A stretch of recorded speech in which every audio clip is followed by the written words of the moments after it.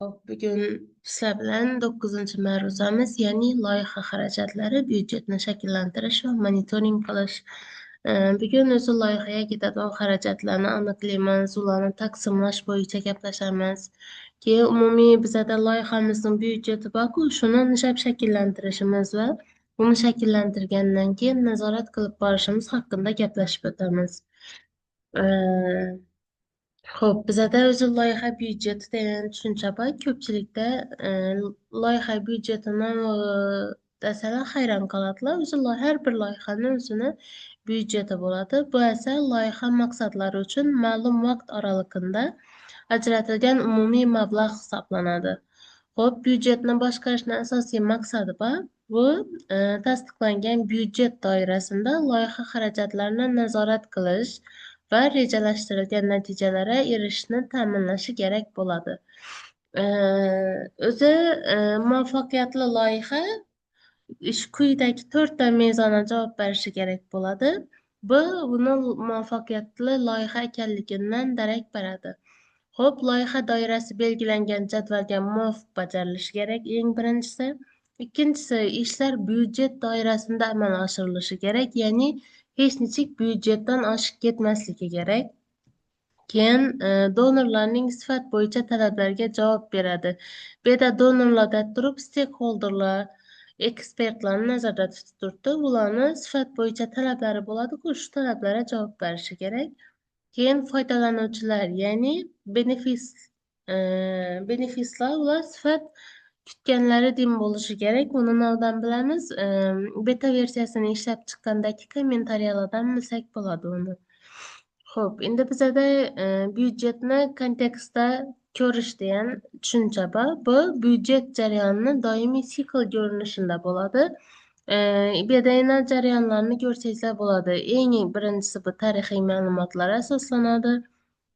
Keyin joriy ma'lumotlar, ya'ni hozirgi kundagi, keyin natijalarni baholash, operatsiyalarni nazorat qilish, prognozlash va rejalashtirish, keyin esa kelajak ma'lumotlari, ya'ni kelajakda nechta o'zgartirishlar kiritsak bo'ladi shu haqida. Oxirgisi esa tashqi muhit omillarini hisobga olish, ya'ni tarixiy ma'lumotlar tengga holatda. Xo'p, loyiha byudjetini boshqarishda IPO modeli.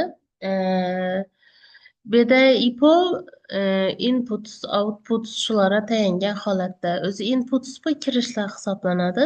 Hozir har qaysini bir yoyib chiqamizmi IPOni. Birinchisi inputs hisoblanadi. Ular ishlarning tuzilmasi, ya'ni WBS, Work Breakdown Structure deyadlarizlarmi?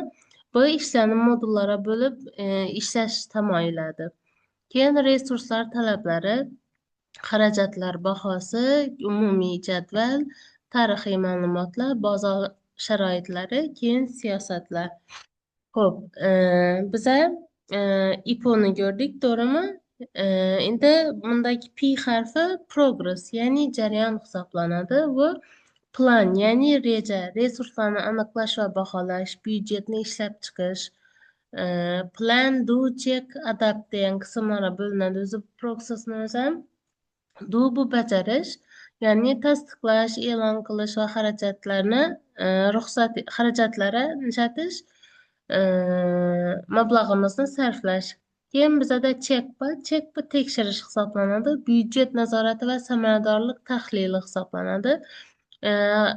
Byudjetni shunchaki summa ketadi deb har bir modullar summani bo'lib tashlab uni nazorat qilmasak nishatadi. Bizning proyektimizda xarajatlarimiz monitoring qilinmagan bo'ladi. Keyin bizada adapt bor. Bu moslashtirish hisoblanadi. Byudjetni yangilash, tuzatish choralarini belgilash.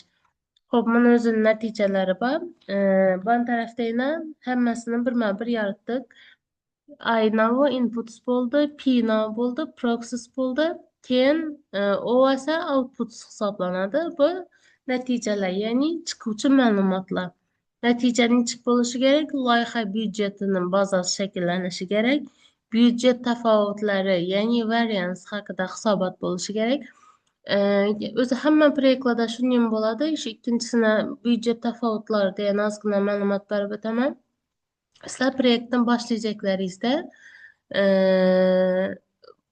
Ne desem, özü umumi bir summa koyasla, doğru mu? Misal üçün xaracatlarını ki işçilərinizə gedən summanı hesablayısladan proyektimize misal üçün yine 50 milyon getədi. Onun içinde hosting domenlaran bolsa 50 milyon getədi desizler. E, Bu proyektini 4 ay içinde tüketsizler. Aydan aya bazardaki narxlar özgərədi, doğrumu? Həmmən proyektdə başlanğıc layihəyə qoyulğan narx bilən ən axırdakı qoyulğan narx başqaça çıxadı.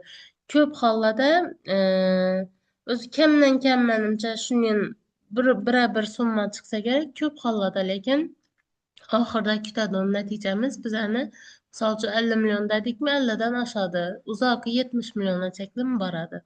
Bu büdcət təfavütü hesaplanadı ki bunun vaxtdan özü layihənin yengi narxını anıqlaşımız gerek buladı. Ondan sonra pəstə formulaları var. Keyin yengilənən büdcət məlumatları, yəni axırda təfavüt çıxadı ki, şu təfavütə əsaslanğan halətdə yengilənən büdcət məlumatlarını şəkilləndirişimiz gerek buladı. Hop, indi bize de büdcetin başkarışının baskıçları bu özü. En birincisi büdcetini anıklaşımız gerek. Keyin büdcetini becerişimiz gerek. Yani summanı bölüp verişimiz gerek.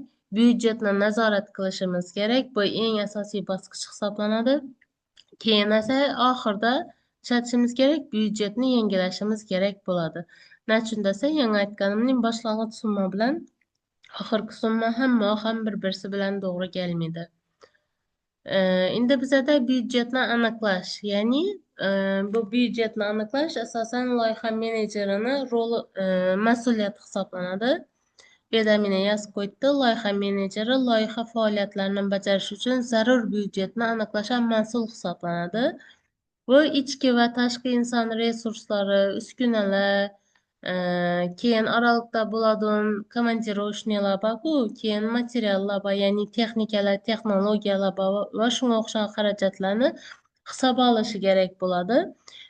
Büdcet layihə təklifinə qaraganda ən batəssil və anıq buluşu zərur. Yəni layihəmizdə başda layihəni təklif etədilər ki, işin proyekt ba, şunu işlesek, misal için bir yıl içinde 10 bin faydalanıcı faydalanadı. Hem hazırda misal için Xorazm vilayetinde şunun proyekt yok işletilmeyen desek, bu layihənin təklifi hesaplanadı. Lekin təklifinə qaraganda həmmə vaxt layihənin büdceti anıq buluşu gerek. Təklifdə, indi bu deyəni təklif anıq bulmasın deyən emas, təklifdən görə anıq buluşu gerekten. Keyin büdcet hesabının yaratışda kolda yoki avtomatlaştırılgan vositalar. Misal uchun büdcet hesabını yaratish bu hamma vaqt hisoblab bilasiz 8 yilda ishlanadi o'zi. Jadval shaklida shakllantirishi kerak har bir bosqichda qancha summa ketishi va shular yaratılib berilishi kerak bo'ladi. Endi bizada resurslara bo'lgan talab, ya'ni biza resurslara bo'lgan talabni nishab shakllantirishimiz kerak.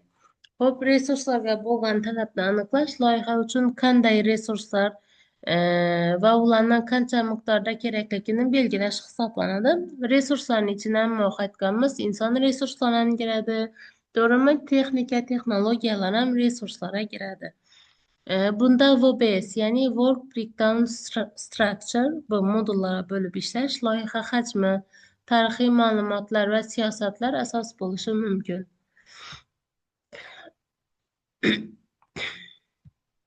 Xo'p, endi bizada asosiy chiqish bor. Bu navbat loyiha byudjetini hisoblash uchun kerak bo'ladigan resurslar ro'yxati hisoblanadi. Ular xarajatlar nazorati va boshqaruv jarayonida yordam beradi. Ko'p hollarda bir birlik qiymat tahlili, ya'ni unit cost analysis ishlatiladi. Unda har bir faoliyat uchun zarur ishchi kuchi, uskuna va materiallar jadvala kiritilgan bo'lishi kerak bo'ladi.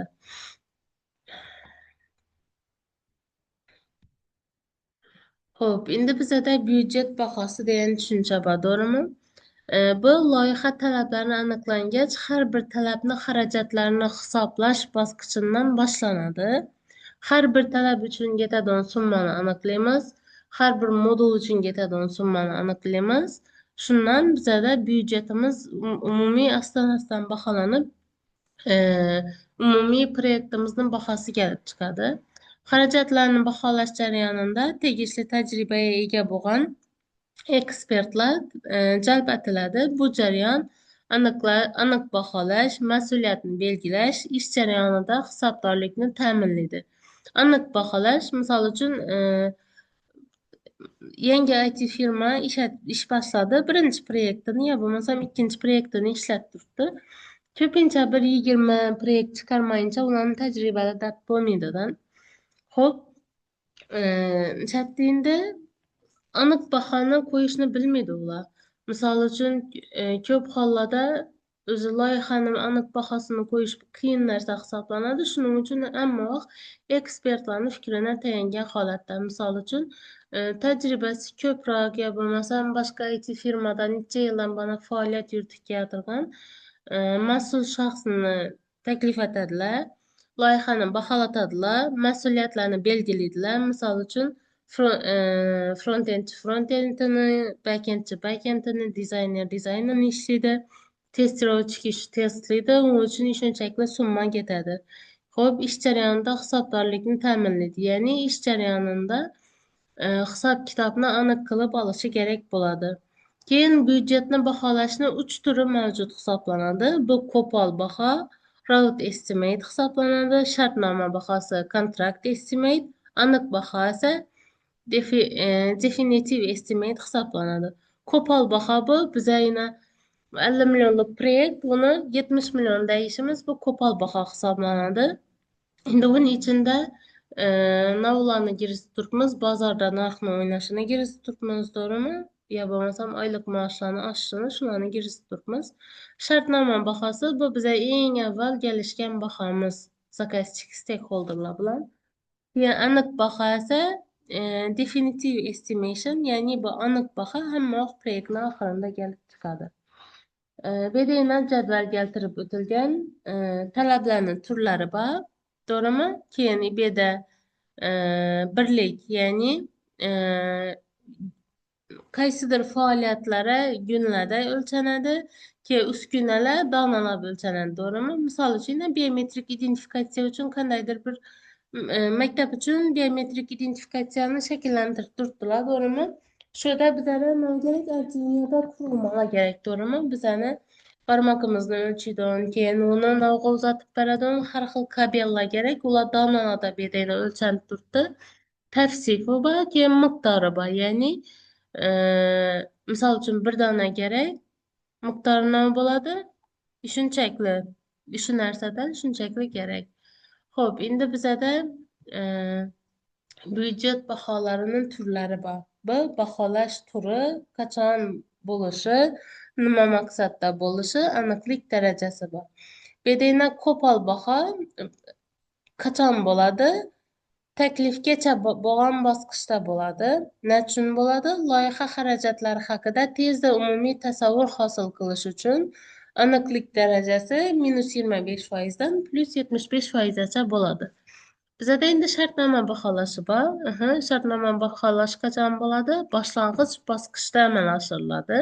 Ya tushundingiz, shartnoma eng avval proyektni eng boshida tuziladi. Nima uchun bo'ladi? Taklif so'rovlariga javob berish va donorlar bilan muzokaralar, bedaya donorda ham stakeholderlarni aytsak bo'ladi. Buni aniqlik darajasi -10% dan +25%gacha bo'ladi. Keyin bizada aniq baho bor, to'g'rimi? Aniq baho qachon sodir bo'ladi? Rejalashtirish bosqichida, yo bo'lmasam bedena planning phase qo'ydi, yo bo'lmasam proyektning oxirida. Xo'p, maqsadi nima buni? Work breakdown structure orqali haqiqiy xarajatlar va xaridlarni kuzatish. Yuqoriligi -5% dan +10%gacha bo'ladi. Xo'p, endi bizada byudjetni ishlab chiqish bor. Bu budget development deyiladi. Bu bosqichda barcha ma'lumotlar birlashtiriladi. Misol uchun, tashkilotning xarajatlarini qoplash bo'yicha siyosati, soliq yig'imlari, donor va donor rapidenda xato period bo'lgan stakeholder talablari va cheklovlari, byudjet vakolatlari va nazorat mexanizmlarini belgilovchi hujjat ishlab chiqiladi. Ya'ni bu byudjet boshqaruv rejasi hisoblanadi. Ko'pchilik loyihalarda byudjetlar oylik kesimda rejalashtiriladi. Bu proyektning kelib chiqishidan qarab aytsak bo'ladi. Kichik, misol uchun startaplar bo'lsa, bu uchun oylik bo'lmaydi, haftalik yo bo'lmasam kunlik e, kesimda rejalashtirishi kerak bo'ladi. Bizada endi byudjetning turlari bor, to'g'rimi? Yangamini ko'rib o'tdik o'xshaydi. To'g'rimi? Bunda yuqorida 2 marta qo'yilibdi bu narsa. Endi byudjetni baholash yondashuvlari bor. Bu loyihaning hajmi va xarajatlarini aniq baholash oson bo'lmaydi hammoq, ammo dedi past quyida 6 dona usul berilgan va nishatadi aniqlikni oshiradi byudjetni va jarayonni soddalashtiradi. Birinchi usul bu. Avvalan bu usullarni bir ikkisini sizlar bilan ko'rganmiz. Analogiya bo'yicha baholash, ya'ni analogous estimation deyiladi. Avvalgi loyihalarni byudjet ma'lumotlari va tajribasidan foydalanamiz. Hozirgi loyiha xarajatlarini taxmin qilish strategiyasini ishlab chiqamiz, to'g'rimi? O'xshashlik va farqlarni aniqlash uchun usullarni ishlatamiz, asoslaymiz. Xo'p, bizada endi 3 nuqtali baholash, bu 3-point estimation. Oqshom ham o'tib berdim buni, yodlaringizdarmi? 3-point estimationni bu usulda eng yomon, eng yaxshi va eng ehtimolli ssenariylar bo'yicha o'rtacha og'irlik baho olinadi. Loyihani bir nechta nuqtai nazardan ko'rib chiqilishi yanada real baho olib keladi. Biz oqshom vaqtni baholash bo'yicha o'tdik, to'g'rimi? Endi biza byudjetni baholash bo'yicha bu 3 nuqtali baholashdan foydalansak bo'ladi. Bu PERT texnikasi deyiladi. PERT texnikasi emas, endi nima bo'ladi? Agar bu yerda estimate haqida ketib turgan bo'lsa, oqshom biza T deng, O plus 4M plus P taqsim 6 dedik-ku.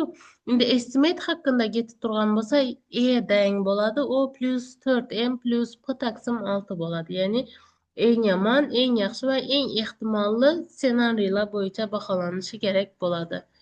Keyin bizada 3-chi 1 2 3 neda qoldi endi?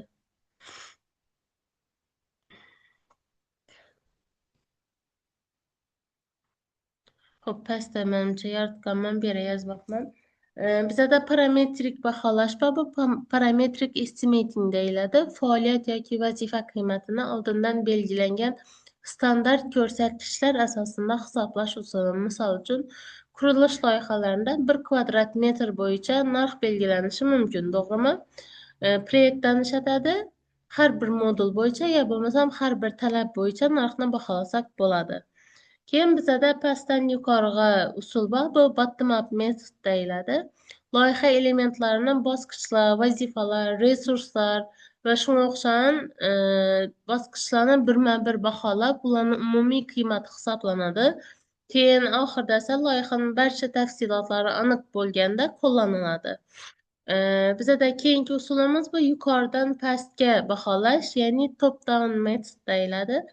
Loyihaning umumiy byudjeti ma'lum bo'lganda qo'llaniladi. Byudjet work breakdown structure orqali faoliyatlarga bo'linadi va kerakli qismlarga taqsimlanadi. Endi bizada byudjetni bajarilishi bor. Bu byudjet performance deyiladi. Xo'p, byudjetni bajarilishini ham baholashimiz kerak bo'ladi biza.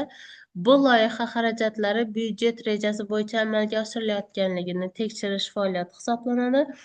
Bu jarayon og'ishlarni aniqlash va tuzatish chora-tadbirlarini ishlab chiqishga yordam beradi bizga. Xo'p, endi byudjetni bajarilishini kuzatish usuli tashkilot tomonidan qo'llaniladigan buxgalteriya tizimidan bog'liq bo'ladi.